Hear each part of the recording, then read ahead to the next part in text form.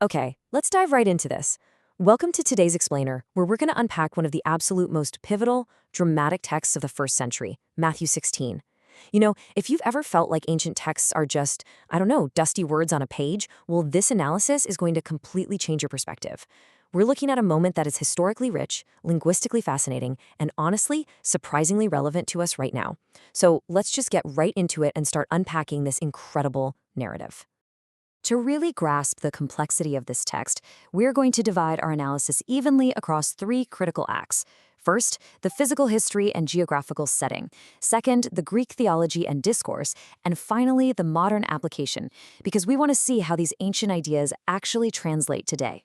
The source text presents this brilliant framework for understanding the Gospel of Matthew, basically comparing it to a dramatic TV series.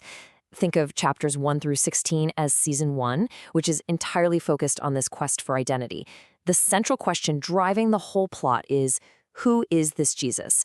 But right here at Matthew 16:13 through 20, the finale of season 1, if you will, the narrative abruptly shifts. Once that question of identity is answered, boom, we move into season 2. That's chapters 17 through 28, where the journey pivots completely away from Galilee and turns dead set toward Jerusalem and the cross.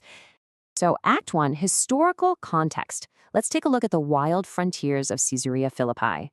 Now, what's really interesting about this text is that the turning point doesn't happen in some quiet synagogue.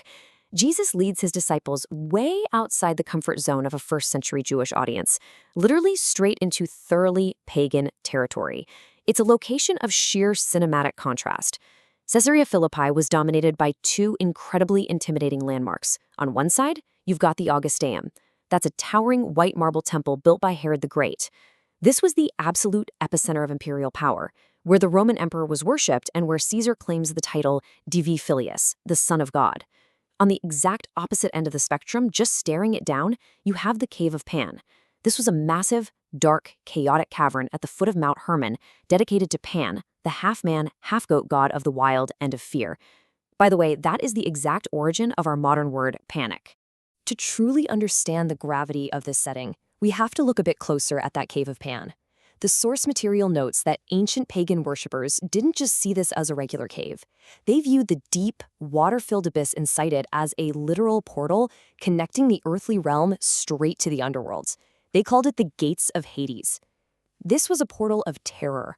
To appease Pan and fertility gods like Baal, worshippers performed grotesque, completely depraved rituals right here, literally throwing live animal sacrifices down into the abyss.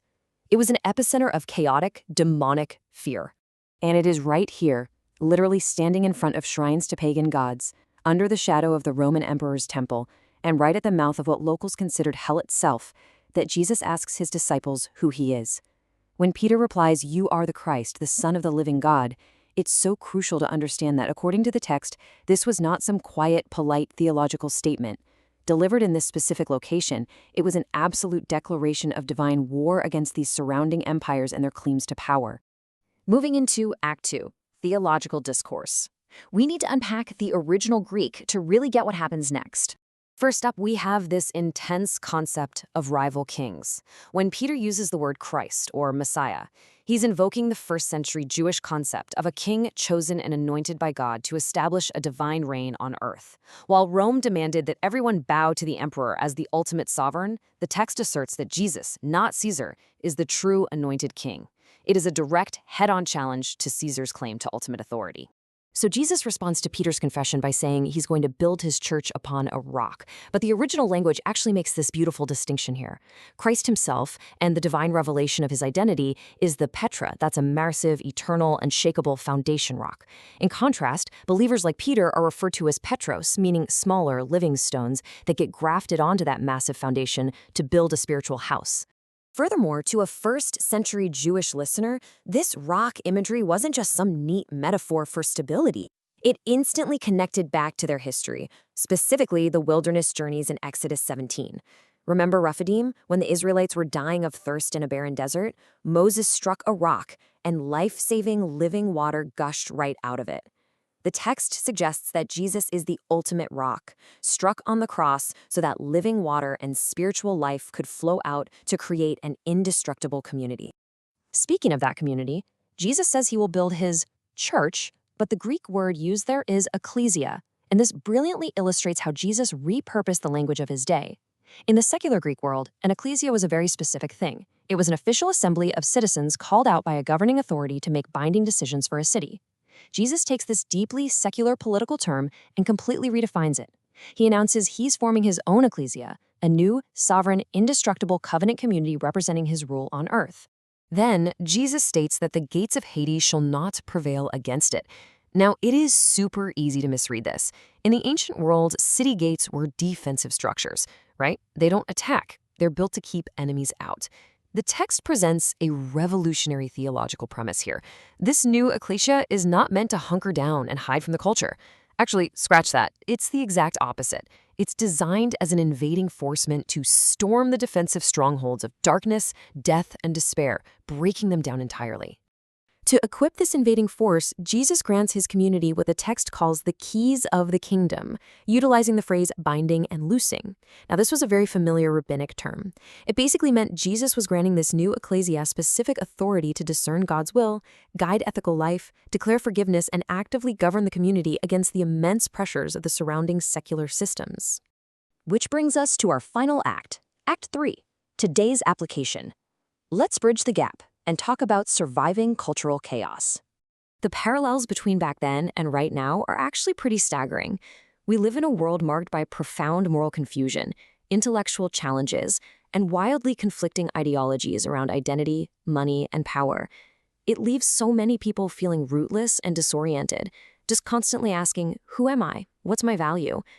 Well, the source argues that this perfectly mirrors the first century situation. Those early believers lived in a diverse, highly confusing culture, dominated by secular power and pagan worship. The struggle to stand firm against the prevailing cultural currents, it's exactly the same today. To actually survive and navigate these challenges, the text outlines 3 actionable takeaways. Step 1 is establishing a countercultural identity. Just as Peter rejected Caesar's claims, the source argues individuals have to dismantle modern idols, like, say, career status or political allegiance, that constantly try to define our worth. Step 2 is participating in an active kingdom community. The text defines this as exercising that authority by living out radical ethics. Think extreme generosity in an era of greed, or genuine forgiveness in a culture obsessed with outrage. And step 3 is courageous engagement. Because those gates of hell are defensive, the text claims believers are called to step boldly into dark spaces, like broken families or hurting workplaces, to bring systemic restoration. The ultimate application presented in our source material is one of profound assurance for the believer. By making this confession, the text asserts that a person ceases to be just an isolated spectator wandering aimlessly. Instead, the claim is that they're grafted into an indestructible community. They get to share in a divine victory, where they are adopted into an eternal family built right on that unshakable rock. Which brings us right back to the central provocative question of the entire narrative. Jesus asks his followers, standing right at the mouth of the cave of terror, "Who do you say that I am?" The source argues that how a person answers this specific question literally determines their foundation. It dictates whether they drift with chaotic cultural currents or stand firm. It's a text that was designed to demand an answer from its original audience, and, well, it absolutely continues to challenge readers today. So, what's your answer? Thank you so much for joining me for this explainer. I really hope this deep dive has brought this ancient text to life for you.